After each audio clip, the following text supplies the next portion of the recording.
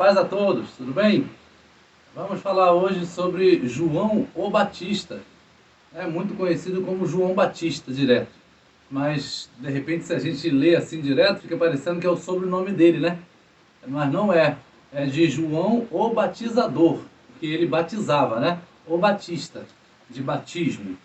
Então, vamos estar lendo aqui Lucas capítulo 1, versículo 13. Diz assim: Mas o anjo lhe disse: Zacarias, não temas, porque a tua oração foi ouvida, e Isabel, tua mulher, te dará à luz um filho, e chamarás o seu nome João.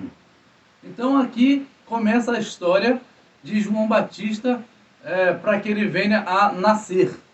Aqui o seu pai era sacerdote, Zacarias, estava no turno de Abias, né? Turno que o rei Davi tinha já organizado lá atrás. E agora chegou a vez dele fazer os seus serviços no templo. E chegou lá, ele estava orando, e o anjo desceu até ele, lá no altar, e disse: Sua oração foi ouvida. Olha que maravilha, irmãos. É isso que a gente precisa ter em nós, essa confiança de que a nossa oração foi ouvida. Quantos anos o Zacarias e a Isabel não passaram orando por um filho, porque ela era estéril? Quantos anos? E isso naquela época era uma vergonha imensa. Ele, um sacerdote com uma esposa estéril, era algo assim de que tem algo errado com ele. Era essa a visão da época. Então, por certo que Zacarias estava ali pedindo: Senhor, me dá um filho, me dá um filho. Então, o anjo desceu e falou: Zacarias, a tua oração foi ouvida. Olha que maravilha, irmãos. Quantos anos Zacarias não deve ter ficado ali sem desistir? Quanto tempo, quantos turnos Zacarias não ia fazer o seu serviço no templo, fiel ao Senhor, sem desistir? Porque Isabel parece que já era de idade. Eles já casavam cedo. Então isso é uma perseverança para nós, para nos mostrar que o tempo é de Deus e o objetivo é de Deus. Deus é que sabia por que demorou aquele tempo e que vinha naquele tempo. Porque João, ele era o profeta, o último profeta que iria anunciar a vinda do Messias, quando Jesus ia aparecer. Então ele nasceu 6 meses antes de Jesus. Após Isabel ficar grávida, 6 meses depois, o mesmo anjo foi até Maria, falar com Maria de que ela ficaria grávida. Então a diferença entre João Batista e Jesus é de apenas 6 meses. Eles eram ali contemporâneos, né? E a Bíblia vai dizer que ele era o maior profeta. Não houve maior profeta do que ele. Por quê? Porque ele falou direto sobre o Messias e viveu ali no seu tempo. E existia antes disso uma profecia que está em Malaquias capítulo 3, versículo 1, dizendo assim, ó: Eis que eu envio o meu mensageiro, que preparará o caminho diante de mim, e de repente virá ao seu templo o Senhor, a quem vós buscais. E o mensageiro da aliança, a quem vós desejais, eis que ele vem, diz o Senhor dos exércitos. Essa aqui já era a profecia sobre Jesus, porque Jesus tinha que aparecer. Está dizendo aqui, ó, o mensageiro da aliança, a quem vós desejais, era o Messias. E aqui, em Isaías 40, versículo 3, nos diz assim, ó: Voz do que clama no deserto, preparai o caminho do Senhor, endireitai no ermo vereda a nosso Deus. Vocês sabem como é que era João Batista? João Batista, ele era filho de sacerdote, certamente tinha uma condição financeira boa, mas ele não ficou ali no centro de Jerusalém, com todas as mordomias. Ele foi para o deserto, porque o texto fala dele aqui: voz do que clama no deserto. E as pessoas iam até o deserto, onde tinham os mananciais, para que fossem batizados por ele. Esse era o ministério de João Batista. E aqui o texto que nós lemos vai dizer agora em Lucas 1, versículo seguinte, o 16, na verdade, vai dizer assim, ó, e converterá, no caso João Batista, converterá a muitos dos filhos de Israel ao Senhor, seu Deus, e irá adiante dele, diante do Senhor, seu Deus, no espírito e poder de Elias, profeta Elias, para converter os corações dos pais aos filhos e os rebeldes à prudência dos justos, com o fim de preparar ao Senhor um povo bem disposto. Essa era a missão de João Batista, o ministério dele. Ele veio na unção, ele veio no ministério, ele veio no mesmo espírito de Elias, do profeta Elias. Não era uma reencarnação de Elias, longe disso, mas ele veio com a mesma missão de Elias. Porque Elias lá atrás falava contra Acabe, porque pegou a esposa do seu irmão. Já que, cerca de 700 e poucos anos depois, João Batista falava contra Herodes, que também pegou a mulher do seu irmão. Na verdade, o Acabe, desculpa, não pegou a mulher do irmão. Acabe pegou uma princesa de outro povo. E isso não era permitido, Jezabel, né? Mas Herodes, sim, esse pegou a esposa do irmão, Felipe. Então, ele tinha esse ministério de falar contra o rei, falar a verdade. Acabou, infelizmente, perdendo a sua cabeça por causa disso. Esse é o risco que nós corremos pelo reino de Deus, né? Então, Mateus 3:1 vai dizer, ó, naqueles dias apareceu João o Batista pregando no deserto da Judéia e dizendo, arrependei-vos, porque está próximo o reino dos céus. Então, o profeta, o sacerdote Zacarias, estava pedindo a Deus um filho e não sabia ele o que esse filho seria nas mãos do Senhor. A importância do ministério de João Batista nas mãos do Senhor. Inclusive, ele, porque deu uma duvidada lá com o anjo, porque a sua esposa era estéril, e já de idade, o anjo falou assim, tu vai ficar mudo, para deixar de ser bobo, vai ficar mudo até os 9 meses, até a criança nascer. E a criança nasceu, ele teve que escrever o nome que seria da criança, porque ele não estava falando. E aí, logo assim, Deus retomou a sua fala. E este João, olha como João andava. E este João tinha as suas vestes de pelo de camelo e um cinto de couro em torno de seus lombos, e alimentava-se de gafanhotos e mel silvestre. Vocês sabem que camelo era um animal imundo?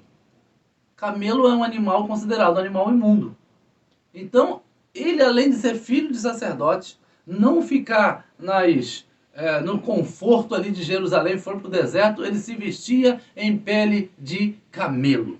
Algo assim chocante para a época, né? Chocante, porque era um animal que a lei considerava imundo. Então Deus faz dessas coisas, né, meu irmão? Deus faz dessas coisas. Então, Elias, olha como é que era Elias em 2 Reis, capítulo 1, versículo 7. E ele lhes disse, qual era a aparência do homem que veio ao vosso encontro e vos falou essas palavras? E eles disseram, era um homem peludo e com os lombos cingidos de cinto de couro, tal como João Batista. Então, disse ele, é Elias o tisbita. Já era conhecido pelo modo de se vestir, né? Aquele modo chocante, um modo que chocava a sociedade, não era um modo normal dos 400 profetas que tinha lá ao dispor de Jezabel e de Acabe. Ele era separado, diferente, tal como João Batista, separado, diferente. E Levítico capítulo 11, versículo 4, é que vai nos informar a questão do camelo. Olha só. Destes, porém, não comereis, dos que ruminam ou dos que têm unhas fendidas. O camelo que rumina, mas não tem unhas fendidas, esse vos será imundo. Então, ele se vestiu de um animal imundo. Eu me lembro agora de Pedro, que quando Deus botou lá o lençol e falou para Pedro, mata e come. Aí Pedro disse, nunca coloquei na minha boca nada imundo, Senhor. Isso aí, não, nada disso. E aí Deus falou assim, não faça aquilo que eu purifiquei algo impuro e imundo. Essa era a visão de Pedro sobre quem não era judeu. E aí Deus falou, agora você vai lá e fala com Cornélio. Jesus falou para Pedro, vai lá e fala com Cornélio, que era gentio, mas tinha um coração voltado para Deus. Então, irmãos, o que você está pedindo para Deus? Está demorando? Qual é o propósito disso que você está pedindo para Deus? O propósito é mais para você, numa questão de benefício próprio? Deus vai dar algo grandioso para você que seja um benefício para o seu reino. E Deus vai dar no seu tempo. Às vezes não é culpa sua de não receber, não é culpa minha de não receber, é apenas o tempo de Deus e a sabedoria dele que é mais alta do que tudo. Por isso o tempo de João Batista nascer era na época que Jesus tinha que vir. Não poderia ser há muito tempo atrás, porque não era o tempo de Jesus vir à Terra. No entanto, a diferença deles, repito, era de apenas 6 meses de idade. Os profetas, eles vestiam assim também, de pelo de animais. Mas eles vestiam assim porque era normal, era a moda da época? Não. Os sacerdotes da época se vestiam de linho finíssimo, dizia a palavra. Então, quem se vestia de pelo de animal é porque estava na contramão do sistema. Totalmente na contramão do sistema. E quem está na contramão do sistema, infelizmente, passa poucas e mais, ou muitas e mais, né? Ao invés de ser poucas e boas, é muitas e mais. Então, o profeta Elias ficou 3 anos e meio sendo sustentado por Deus através de corvo, através da água do rio. E aí, quando chegou o tempo certo, o rio secou e Deus deu ordem para ele voltar e dar a profecia para que a chuva caísse. Então, a gente não sabe o tempo de Deus. A gente não sabe o tempo de Deus. Temos que ficar na posição. Fácil? De jeito nenhum. Fácil? De jeito nenhum que é fácil. A gente só tem que manter a nossa posição como um soldado vai resguardar a retaguarda, vai colocar o capacete da salvação para que não entre minhoca na cabeça, porque é aqui que nós nos desviamos, embora que o corpo às vezes esteja presente, como fosse culto de corpo presente, né? Brincando aqui, estando presente na igreja e a mente está em outro lugar, não adianta muito, porque é aqui que nós decidimos, é aqui que Deus mantém a ligação conosco. Então diz assim, Mateus 11, Hebreus 11, 37. Foram apedrejados, cerrados, tentados, mortos ao fio da espada, andaram vestidos de peles de ovelha, de cabra, desamparados, aflitos e maltratados. Esses são os profetas.